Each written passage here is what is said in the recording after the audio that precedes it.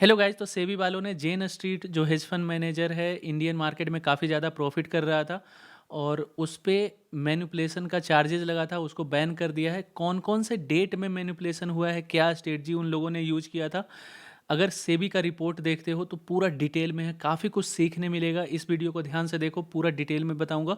और जिस भी दिन मार्केट मैनिपुलेट हुआ है मैं अपना पीएनएल भी दिखाऊंगा, उस दिन मेरा क्या हुआ था। हम लोग डायरेक्टली रिपोर्ट पे चलते हैं। ठीक है, ये आप गूगल सर्च करोगे तो इसका पीडीएफ का लिंक मिल जाएगा, आप वहां पे पढ़ सकते हो। तो इस रिपोर्ट में सेबी वालों ने एनालाइज किया टॉप 18 डेज जहां पे जेन स्ट्रीट ने सबसे बड़ा पैसा बनाया था।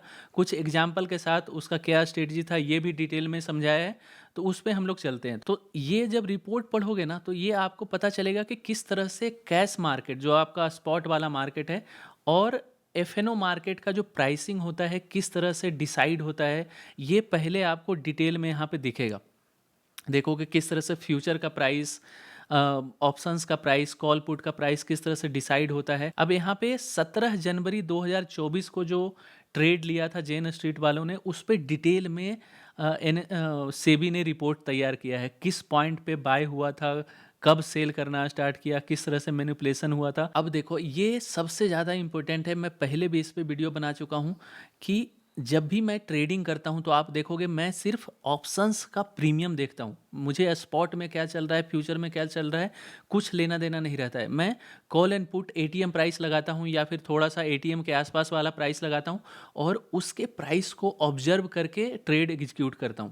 और उसके पीछे का रीजन अगर आप ये पढ़ते हो ना तो समझ में आएगा। यहाँ पे देखो क्या बताया गया है कि number of unique entities traded in cash market कितना है, 4675। मतलब सिर्फ 5000 के लगभग यूनिक प्लेयर है जो मार्केट में कैश सेगमेंट में ट्रेडिंग करता है। Number of unique entities that traded in future contract of bank Nifty index, उसमें क्या है 26,553। मतलब समझ रहे हो, स्टॉक जो आपका अंडरलाइंग स्टॉक है एचडीएफसी बैंक वगैरह, उसमें कम लोग ट्रेड करते हैं। फ्यूचर में 26,000, समझ रहे हो ना, 5 गुना ज़्यादा फ्यूचर में ट्रेडिंग होता है। अगर मैं फ्यूचर में ट्रेड करता हूँ मुझे फ़र्क नहीं पड़ता स्पॉट में क्या चल रहा है, एचडीएफसी बैंक में क्या बाय सेल चल रहा है। और फिर देखो, अब number of unique entities that traded in options contract, यहाँ पे देख रहे हो कितना डिफरेंस है। ये देखो ये सब चीज़ है ना, ये सब छोटा छोटा चीज़ आपको समझना है कि number of unique trader in options कितना है, 16,15,000। मतलब जो जहाँ से प्राइस मूव कर रहा है, जहाँ से प्राइस स्टॉक का फ्यूचर एंड ऑप्शंस का प्रीमियम घटता बढ़ता है, वहाँ पे सिर्फ 5,000 लोग ट्रेडर हैं। वहाँ पे सिर्फ 5,000 यूनिक ट्रेडर है, समझ रहे हो। और फ्यूचर में उसका 5 गुना। और इधर देखो ऑप्शंस में 16 लाख, डिफरेंस देख रहे हो कितना गुना ज़्यादा ऑप्शंस में ट्रेडर हैं जिनको फर्क नहीं पड़ता कि स्पॉट में क्या चल रहा है। इसीलिए ऑप्शंस का चार्ट देख के जब ट्रेड करोगे ना तो वहाँ पे ज़्यादा सिग्नल मिलेगा। ऑप्शंस में पहले पोजीशन बनता है, बाद में स्पॉट में बाय सेल करके इधर उधर कर देते हैं लोग, समझ रहे हो। तो ये जरूरी है कि आप ऑप्शंस का प्रीमियम का चार्ट देखो और वहाँ पे पोजीशन बनाओ, स्टॉप लॉस लगाओ, वो ज़्यादा इंपॉर्टेंट रहता है। यहाँ पे ये डेटा आपको यही यही बताता है कि ज़्यादा लोग को मतलब नहीं होता है कि स्पॉट में क्या चल रहा है, वो तो देखते भी नहीं है, सिर्फ ऑप्शंस देखा वहीं पे ट्रेड किए। तो इससे ये पता चल रहा है। ठीक है, 17 जैन को कुछ एचडीएफसी बैंक का रिजल्ट आया था तो मार्केट सेंटिमेंट थोड़ा सा निगेटिव था, तो bank Nifty gap down open हुआ था। देखोगे प्रीवियस डे का क्लोज कितना था, जैन 16 को क्लोज था 48,125 पे। और उस दिन ओपन कितना हुआ था, 17 जनवरी को निगेटिव में ओपन हुआ था, गैप डाउन 46,573, लगभग 1500 पॉइंट गैप डाउन हुआ था। किस तरह से जेन स्ट्रीट वालों ने ये पूरा गेम किया है यहाँ पे पूरा डिटेल में, तो 2 पार्ट में उन्होंने एनालाइज किया था। यहाँ पे बताया गया है कि पहला जो 2 घंटा था 9:15 से 11:46, वहाँ पे दबा के बाय किया है। मतलब मार्केट प्राइस पे 4,000 करोड़ रुपया का बाइंग कर दिया। सोचो कि बैंक निफ्टी 1500 पॉइंट डाउन है और वो दबा के बाय कर रहा है। उसके कारण क्या होगा, सारे लोग को लगेगा अरे मार्केट ऊपर चला जाएगा, पुट का प्रीमियम घटने लगेगा, कॉल का प्रीमियम बढ़ जाएगा। तो ये किया था। उसके बाद जो सेकेंड हाफ था पैच 2 में 11:49 के बाद लास्ट का 3:30 तक सिर्फ दबा के बेचा है। मतलब उसके बाद क्या किया था उसने, पुट को खरीदा सस्ते में, जब स्पॉट वाला अप साइड मूव कर रहा है तो पुट का प्रीमियम घटेगा, और जेन स्ट्रीट वाला स्पॉट में बाय कर रहा था और पुट साइड में अपना पोजीशन बना रहा था, पुट बाय कर रहा था, कॉल शॉर्ट कर रहा था। और सेकेंड हाफ में क्या किया उसने, उधर स्पॉट में डंप कर, पूरे दिन डंप करते रहा।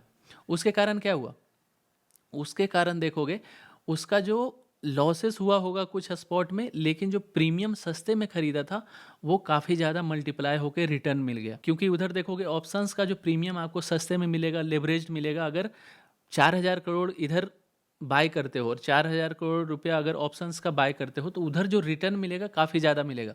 और इसी का फ़ायदा हुआ, सेकेंड हाफ में पूरा मार्केट डाउन जाते गया, वो लोग सस्ते में प्रीमियम खरीद के रखा था, काफ़ी अच्छा रिटर्न मिला। तो ये 17 तारीख का कहानी है। तो यहाँ पे देखोगे डिटेल में काफ़ी कुछ मज़ा आएगा। कितना पैसा चाहिए देख रहे हो, 4,000 करोड़ में पूरा मार्केट सेंटीमेंट रिवर्स कर दिया उसने।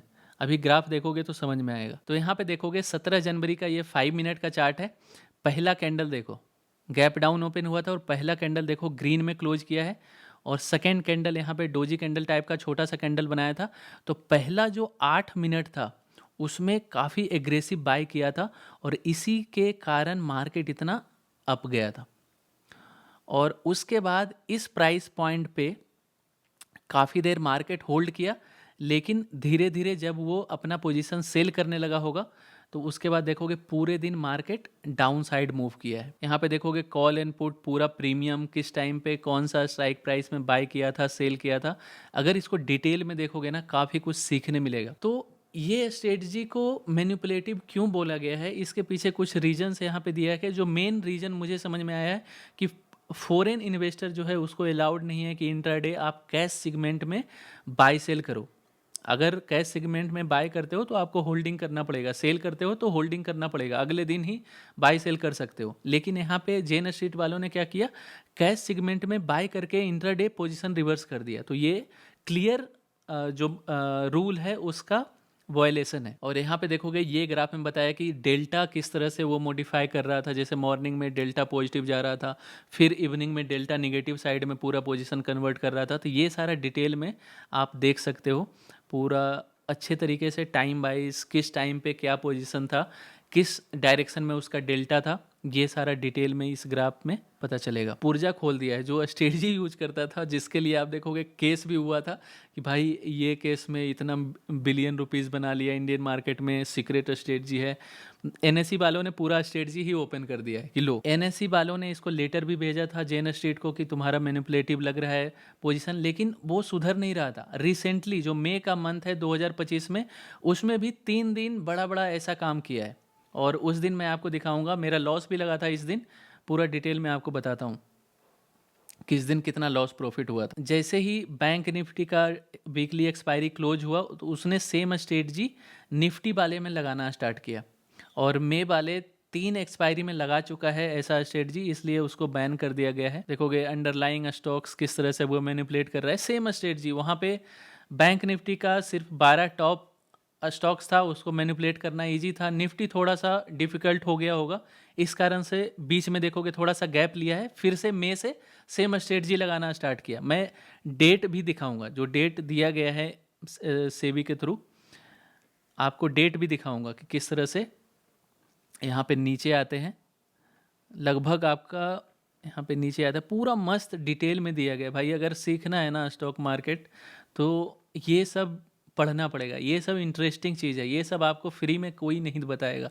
बड़े प्लेयर का पूरा पुर्जा खोल दिया है भाई, ये एकदम मस्त। पढ़ो इसको, जाके सीखने का कोशिश करो, क्या डेल्टा न्यूट्रल बनाया, कब क्या किया, काफ़ी कुछ आइडिया लगेगा। और यहाँ पे देखोगे एक टेबल भी दिया गया है डेट वाइज कितना गेन हुआ, और उसी के कारण उस पर फाइन भी लगाया गया 5,000 करोड़ के लगभग। अगर इसको इस डेट को एनालाइज करते हो तो देखो जाके कितना प्रॉफिट लॉस हुआ तुम्हें। मेरा यहाँ पे हर दिन का प्रॉफिट लॉस मैंने कैलकुलेट किया है, मैं आपके साथ शेयर करता हूँ। तो यहाँ पे देखोगे सारा बैंक निफ्टी शुरुआती में वीकली मंथली एक्सपायरी में ट्रेड करता था वो, और सेम स्ट्रेटजी मॉर्निंग में बाय सेल कर दिया, शाम में रिवर्स कर दिया position, intraday index manipulation strategy. और दूसरा स्ट्रेटजी जो उसने यूज किया है वो है एक्सटेंडेड मार्किंग द क्लोज, मतलब एक्सपायरी के दिन दिन भर पैसिव रहता था और इवनिंग के टाइम में बड़ा मूव, स्विंग मूव अपने डायरेक्शन में दे दिया। तो बहुत सारे लोगों का इससे लॉस भी होता था, खास करके जो ऑप्शन सेलर हैं उनको काफ़ी ज़्यादा लॉस होता था।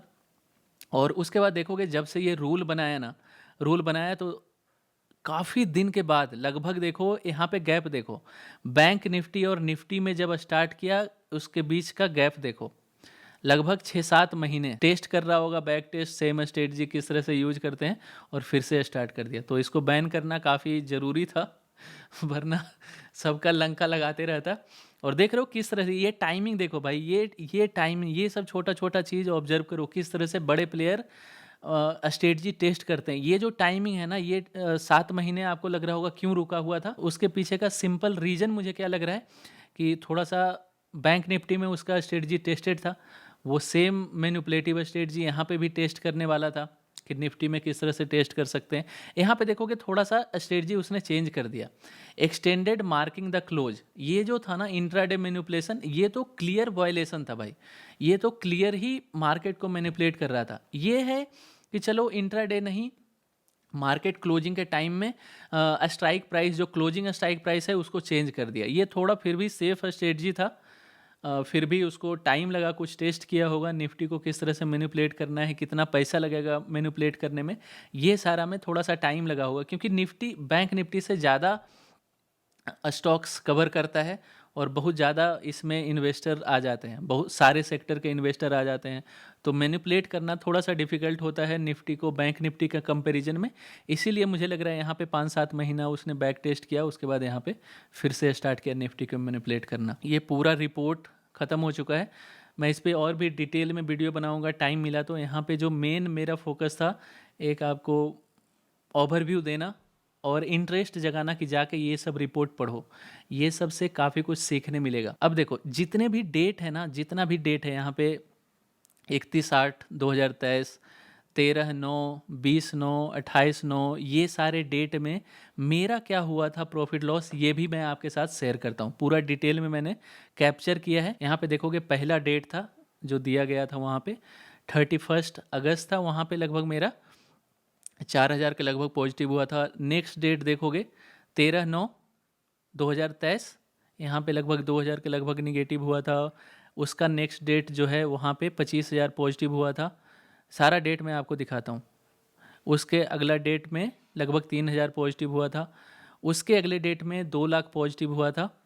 उसके अगले डेट में 75,000 पॉजिटिव हुआ था, यहाँ पे देखोगे 75,000 पॉजिटिव हुआ था। उसके अगले डेट में 8,000 के लगभग पॉजिटिव हुआ था। उसके अगले डेट में 300 निगेटिव, यहाँ पे देखोगे 16/12, यही सेम डेट यहाँ पे आपको दिखेगा 16/12, ये डेट में मेरा लगभग यहाँ पे 16/12 कहाँ गया, यही डेट था, यहाँ पे थोड़ा सा निगेटिव हुआ था।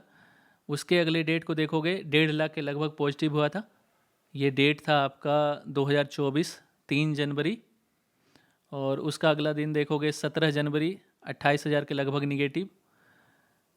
उसका अगला दिन देखोगे मार्च में था 6 मार्च, यहाँ पे लगभग 3.5 लाख का पॉजिटिव हुआ था। और यहाँ पे 16 अप्रैल 2024, यहाँ पे 8 लाख पॉजिटिव हुआ था और 3,63,000। यहाँ पे जो नेक्स्ट डेट है 8 मई, यहाँ पे देखोगे 3,63,000 पॉजिटिव हुआ है। उसका अगला डेट है 15 में, वहाँ पे 8 लाख पॉजिटिव था।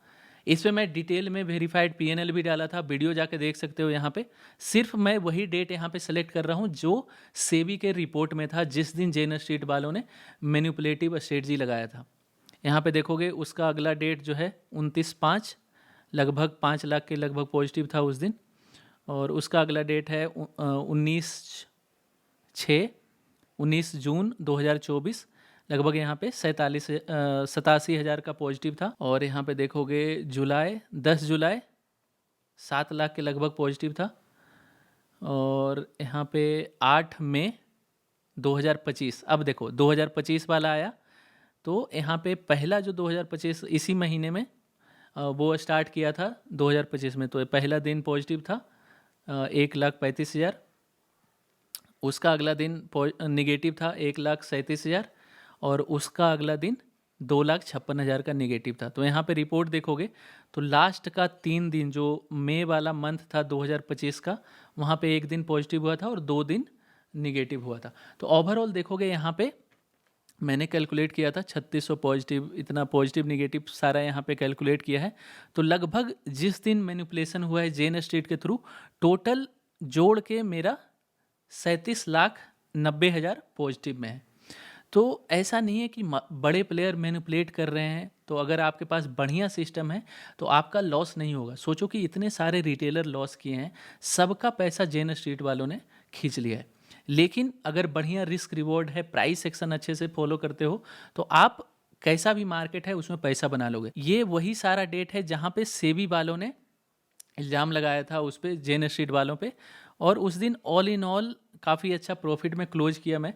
मेरा जो 1 CR का प्रॉफिट था 2023-24 वाला ईयर में, उसमें देखोगे काफ़ी अच्छा प्रॉफिट उसी डेट में है जहाँ पे मैनिपुलेशन हुआ है। तो होपफुली आपको काफ़ी कुछ सीखने मिला होगा। मेरा एक ही सजेशन है, ये रिपोर्ट जाके पढ़ो, पूरा डिटेल में सारा जो भी डेटा है सब पढ़ जाओ, काफ़ी कुछ सीखने मिलेगा। इधर उधर कोर्स करते रहते हो और इतना सिंपल ऑप्शंस का स्ट्रेटजी बड़े प्लेयर किस तरह से करते हैं, कितना पैसा लगता है मैनिपुलेट करने में, किस लेवल का गेम बड़े प्लेयर खेल रहे हैं, वो सारा डिटेल में आइडिया लगेगा।